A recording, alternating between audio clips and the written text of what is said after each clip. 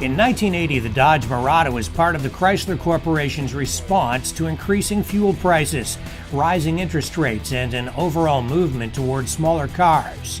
In its day, the Mirada was considered a mid-size car. They only produced about 50,000 of these from 1980 to 1983. Most were driven and discarded, or they rusted away. Few survived.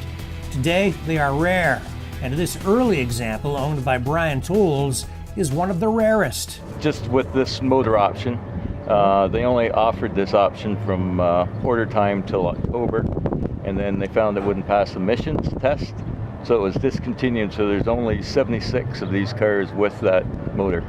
The Mirada was based on Chrysler's J platform. They came with engine options ranging from Chrysler's legendary Slant 6 to the 360 cubic inch V8 that Brian's car has. These cars offered a combination of power and luxury. More standard features Americans want than any car of its kind. That's Dodge Mirada, America's driving machine.